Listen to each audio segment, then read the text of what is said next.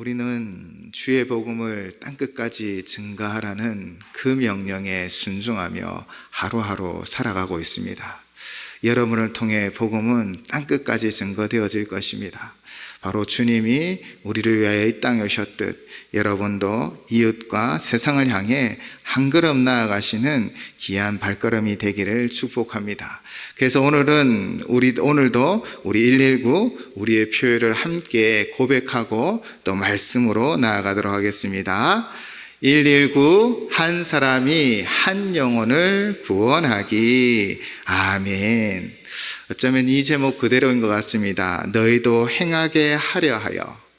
주님이 이 땅에 오셨습니다. 우리도 이웃을 향해 가셔야 합니다. 주님이 제자들의 발을 씻으셨습니다.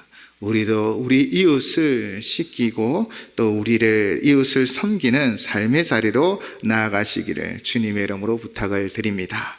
오늘 본문은 시간적인 배경으로는 예수님이 십자가에 달리시기 전날 밤입니다. 제자들과 함께 만찬을 가지신 예수님께서는 저녁 잡수시던 자리에 일어나 겉옷을 벗고 수건을 가지고 허리에 동입니다. 바로 제자들의 발을 씻겨주는 이 장면이 오늘 우리가 읽진 않았지만 요한복음 13장 1절에서 11절까지의 내용이고 그 내용에 대한 말씀을 또 12절부터 오늘 본문 17절까지 하고 있습니다. 예수님이 식사를 하시다가 제자들의 발을 씻기셨습니다. 허리에 수건을 두르고 그들의 발을 씻기고 닦아주셨지요. 사실 이 장면은 당시에는 파격적인 행위입니다. 아니 도리어 사회 통념을 파괴하는 정말 혁명적인 예수님의 모습입니다. 그 시절 사람들은요, 양말과 좋은 운동화가 없었습니다. 보통 우리가 말하는 샌들을 신고 있었습니다. 발이 이 신발 가운데 나와 있었던 것이지요. 그래서 흙길, 먼지길을 다니는 그 당시에 발은 항상 먼지가 묻어 있었고 지저분했습니다. 그래서 보통 손님이 오면 주인은 그들에게 발을 씻도록 물을 내어주고요. 보통 이 일은 그 집의 종들, 정말 이 하찮은 일들을 행하는 하인들이 하는 일이었지요. 발을 씻는 일은 매우 낮은 사람, 하찮은 존재, 그런 사람들이 하는 일입니다.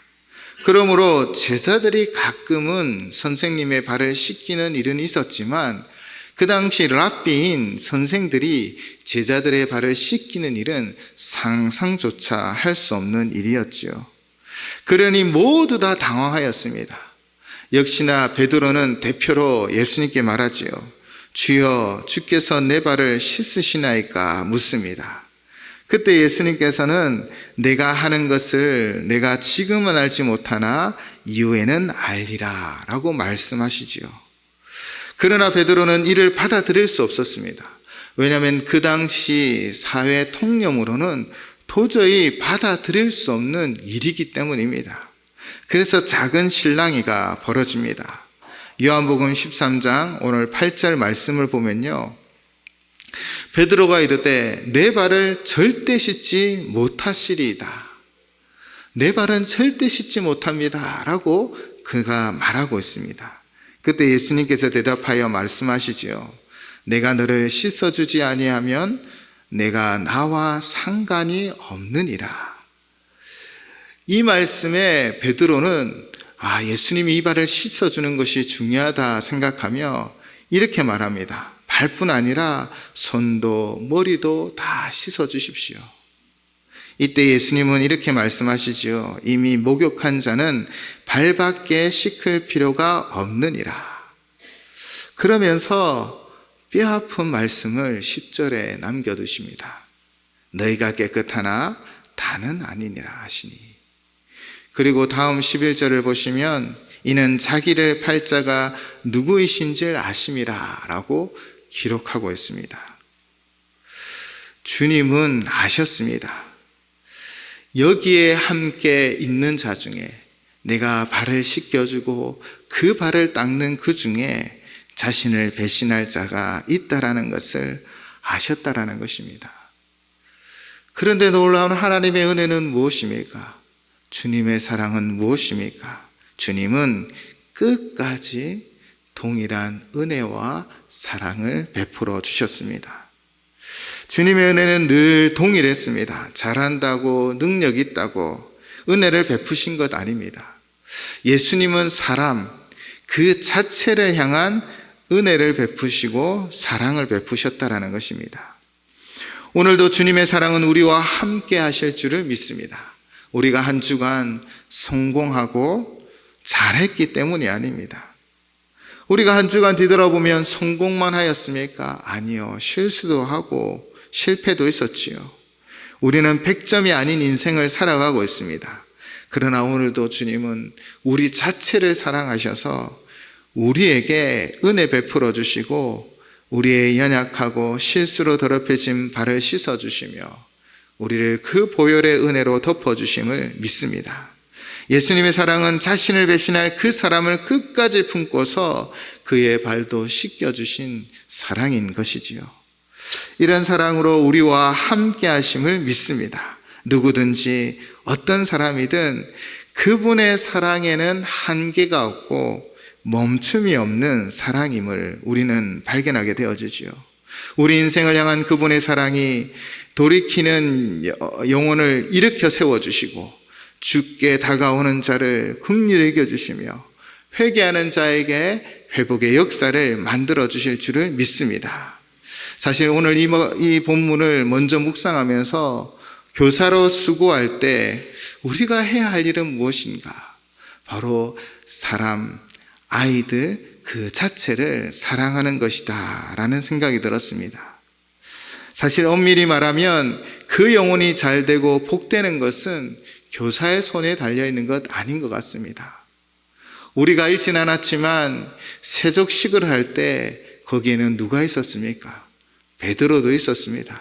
그러나 안타깝게도 가룟 유다도 있었습니다. 그러나 주님은 어떻게 하셨습니까? 모두에게 동일한 하나님의 은혜를 베풀어 주시고 그를 사랑하여 주셨다라는 것입니다. 우리를 그냥 사랑해 주셨습니다. 어쩌면 교사는 그렇게 주님을 닮아 사랑으로 섬기는 것이 다인 것입니다.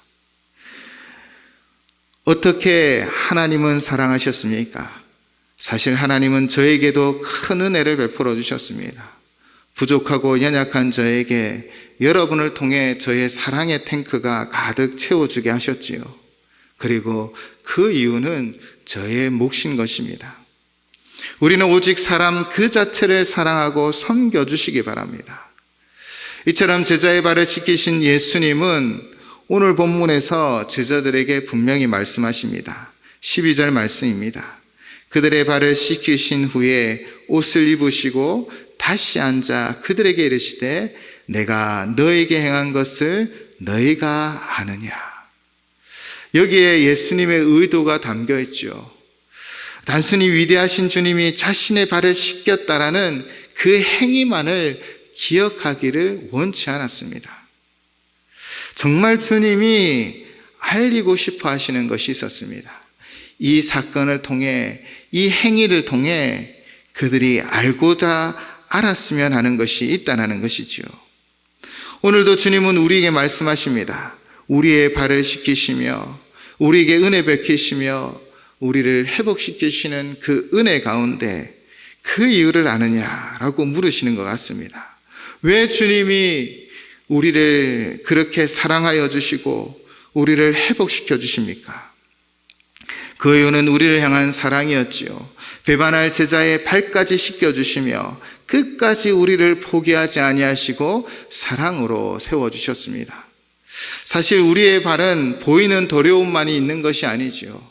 사실 이 보이는 더러움이 아니라 바로 우리 속에 있는 교만과 탐욕과 육신의 욕심이 우리를 하나님의 길이 아닌 다른 길로 가게 하였습니다. 한 주간도 우리는 주님만 따르고 주님만 의지하고 순종하고 복종하는 길이 아니라 내 마음의 뜻을 향하고 내가 원하는 것들을 잡고 세상 유혹에 빠져 우리의 발은 이미 더럽혀져 있는지도 모르겠습니다. 그러나 오늘도 주님 앞에 나온 우리 모두에게 주님은 회복의 역사를 부어주시고 치유의 역사를 베풀어 주시며 우리를 다시 일어나 걸어가게 하여 주실 줄을 믿습니다. 2차 세계대전 중 콜리 텐 붐이라는 자매는 네덜란드에서 유대인을 숨겨주었습니다. 그 가족이 유대인을 숨겨주었지요. 그러나 곧 그것이 발각되어 나치 수용소에 끌려갔습니다. 수용소에서 그녀의 아버지와 그녀의 언니는 죽임을 당하고 오직 코리 텐 분 여사만 살아남았습니다. 이제 그 전쟁 모든 것이 끝나고 수용소에서 나와 코리 텐 분 여사는 신학교에 들어가 주의 종이 되었지요. 그리고 하나님이 그를 향해 부르십니다. 바로 독일에 가 하나님의 용서와 사랑, 이 복음을 전하라는 것입니다. 그 부름을 받고 코리 여사는 독일에서 용서와 그리스도의 사랑을 전하는 집회를 열었습니다. 그리고 한 집회가 마칠 때쯤에 한 남성이 그녀에게 찾아온 것이지요. 그가 누구였을까요? 바로 코리 여사가 수용소에 있을 때 자신들을 학대한 그 나치 간수였습니다. 그는 어렵게 말을 열었습니다. 네덜란드인 사람인 당신이 전쟁 때 우리 독일 사람이 저지른 죄를 용서하고 복음을 전해주어서 얼마나 감사한지 모릅니다. 저는 죄를 많이 지은 사람입니다. 죄를 용서받고 새 사람이 되기 위해서 오늘 주님 앞에 나왔으니 저를 위해 기도해 주십시오 라고 고백한 것입니다. 코리 여사는 그 남자를 본 순간 그 고통과 그 고뇌 그리고 그 분노가 되살아나기도 하였습니다. 잠시 그녀의 마음은 요동을 쳤지요. 그러나 코리 여사는요, 예수님께서 유다의 발을 씻어주는 장면을 마음에 떠올렸다고 합니다. 자신을 배신할 가룟 유다였지만 예수님은 끝까지 사랑하셨습니다. 그녀는 손을 내밀며 말합니다. 당신을 용서합니다. 예수님의 이름으로. 배신자, 원수, 가해자까지 손을 내미시는 그 사랑이 얼마나 어려울까요? 그러나 예수님이 이미 우리에게 보여주셨습니다. 선생님은 정보를 주고 지식을 나누어 주어야 하지만 끝까지 사랑해 주어야 하는 존재인 것입니다.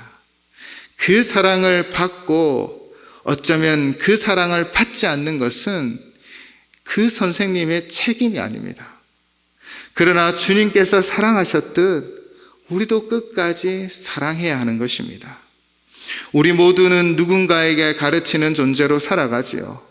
그러므로 우리 모두 예수님의 이 사랑을 품고 이 사랑을 전하고 이 사랑을 행하는 하나님의 참된 종이 되고 파송자가 되시기를 주님의 이름으로 축원을 드립니다. 또한 제자의 발을 씻기시는 행위의 의미가 무엇입니까? 13절을 보시면요, 너희가 나를 선생이라 또는 주라 하니 너희 말이 옳도다. 내가 그러하다. 아멘. 오늘 주님을 향한 여러분은 어떤 고백을 하고 있습니까? 제자들은 예수님을 향하여 분명한 고백을 하고 있습니다. 예수님은 주, 로드, 주인이시요. 예수님은 선생님, 티처이십니다. 우리를 가르치는 분이십니다 라고 고백하고 있습니다.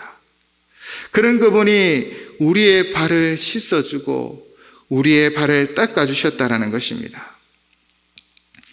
그들은 주님을 바라보았을 때 정말 선생님이요, 헬라어로는 디다스칼로스로 그 당시 랍비로 불리는 권위 있는 종교 지도자로 바라보았습니다.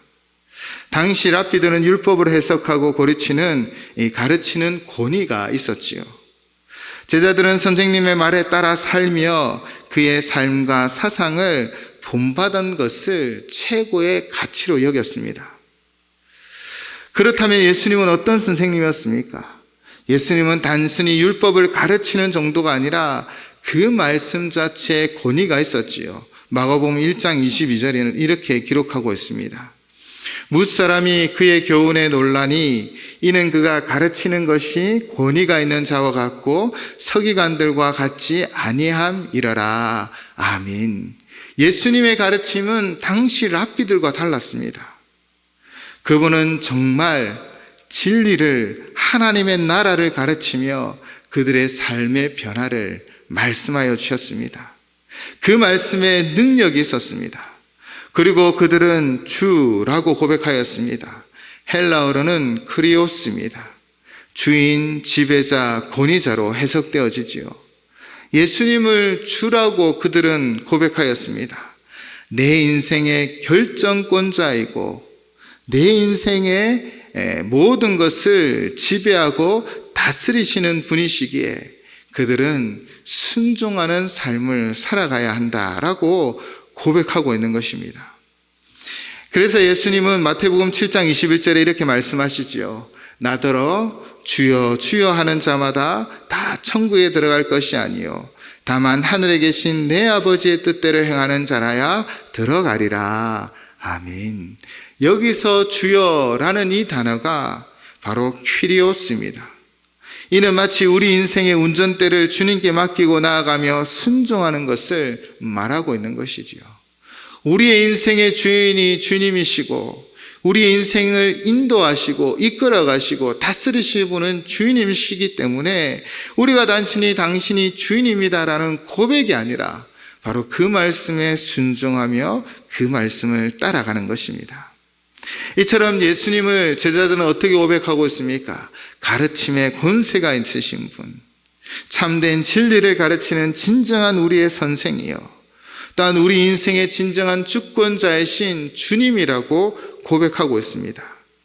그렇게 그분을 따르고 그분을 생각하고 그분을 의지하고 있는데 그 선생 되신 분이 제자들의 발을 씻겨주신 것입니다. 낮고 낮은 자리에 무릎을 꿇고 제자들의 발을 씻기시며 허리에 동이신 수건으로 그들의 발을 씻겨주셨지요.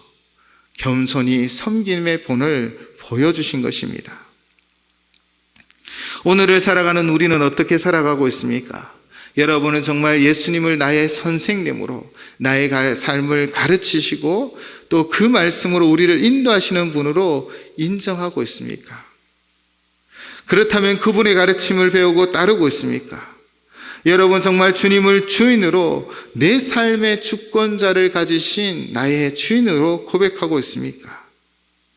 그렇다면 정말 그분의 뜻에 순종하며 살아가고 있습니까? 오늘 스스로에게 묻고 답하는 이 시간이 되었으면 좋겠습니다. 제자들은 예수님을 선생으로 주로 고백하였습니다.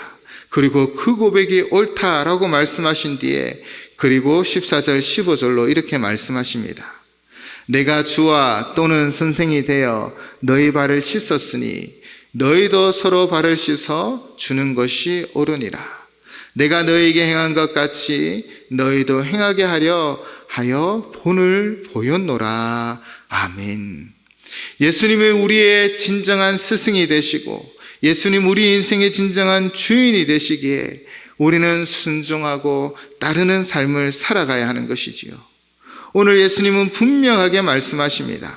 내가 주와 선생 되어 우리의 주가 선생 되신 그분이 낮고 낮은 자리에 나아가 바로 그들의 발을 씻어주며 섬김의 본을 보여주셨습니다.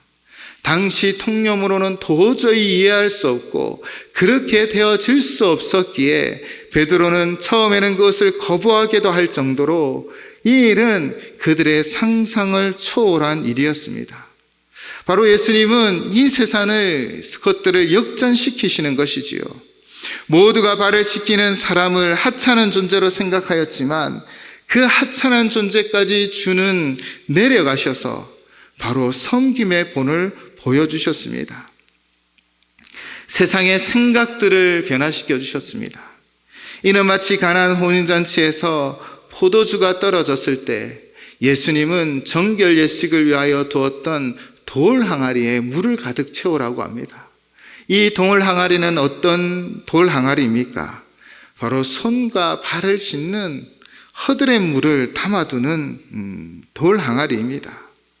그런데 그 돌 항아리를 예수님은 어떤 역사를 만드셨습니까? 바로 최고급의 포도주가 되게 하셨다라는 것이지요.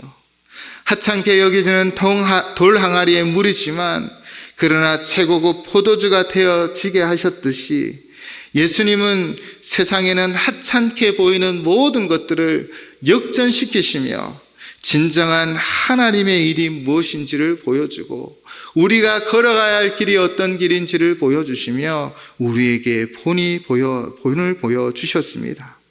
바로 가장 하찮게 여겨지는 그 자리까지 주와 선생된 주께서 내려가셔서 섬김의 본을 보여주신 것이지요. 이것은 이 세상을 역전시키며 패러다임의 대전환을 만들어 가시는 것입니다. 의례적으로 높은 사람은 섬김을 받기를 원하고 권위로 지배하려고 하고 위대한 자는 대접받기를 원하고 종은 주인을 섬겨야 합니다. 그러나 지금 예수님은 높은 자일수록 더 섬겨야 하고 권위는 섬김의 도구가 되고 위대한 자는 겸손해야 하며 주가 종을 섬기는 모습을 우리에게 보여주신 것이지요. 예수님의 행동은 우리가 살아가는 방식, 또 세상의 관계의 질서, 또 리더십의 의미가 무엇인지를 분명히 보여주고 있습니다. 어쩌면 세상은 우리에게 늘 이야기합니다. 높아지라, 올라가라, 섬김을 받아라. 특별히 광고를 보면요, 이런 광고들이 있지 않습니까? 친구와의 관계 속에서 성공을 이야기할 때 어떤 말은 하지 않고 한 차를 보여줌으로 자신의 성공을 드러내는 것처럼 광고하고 있습니다. 그래서 성공한 자는 이런 차를 타는 것처럼 보여줘서 우리는 더 높게 올라가고 더 많은 것을 누리고 더 많은 것을 가짐으로 자신을 빛내 보려고 하는 것이지요. 그러나 예수님은 말씀하십니다. 낮아져라, 내려가라, 먼저 섬겨라. 예수님의 권위는 섬김에 있다는 것을 분명하게 우리에게 보여주셨습니다. 주인이 종을 섬기는 장면은 역사 속에서, 종교 속에서는 전례가 없는 분명한 일입니다. 그러나 예수님은 이 모든 것을 역전시키며 그 패러다임의 전환을 보여주며 우리에게 본을 보여주신 것입니다. 예수님은 어쩌면 하나님의 나라는 이 방식이다라는 것을 분명하게 보여주고 있습니다. 서로 높아지려는 경쟁이 아닌 더 낮아져서 사랑하러 섬기는 것입니다. 그것이 바로 하나님 백성의 길인 것이지요. 사랑하는 성도 여러분, 예수님 오늘 우리에게 묻고 계십니다. 너희는 누구의 발을 씻겨주고 있느냐? 너희는 누구 앞에서 스스로를 낮추느냐? 우리는 예수님을 주님이라 고백하며 주님을 닮아가기를 소망하며 주의 제자로 살아가기를 꿈꾸고 있습니다. 그렇다면 우리는 가정에서 제일 먼저 손을 내밀어야 하고 교회에서 제일 먼저 무릎을 꿇어야 하고 세상에서 내가 먼저 종의 자리로 내려갈 수 있어야 합니다. 예수님의 이 말씀은 감동으로 끝날 수도 있었습니다. 그러나 그분은 다시 한번 강조하여 말씀하십니다. 14절을 보시면요, 너희도 서로 발을 씻어주는 것이 옳으니라. 그리고 15절에서 이렇게 말씀하십니다. 내가 너희에게 행한 것 같이 너희도 행하게 하려 하여 본을 보였노라. 아멘. 그리고 예수님은 16절로 말씀하시죠. 내가 진실로 진실로 너희에게 이르노니 종이 주인보다 크지 못하고 보냄을 받은 자가 보낸 자보다 크지 못하나니. 아멘. 예수님은 너무나 당연하게 들리는 말씀을 하고 있습니다.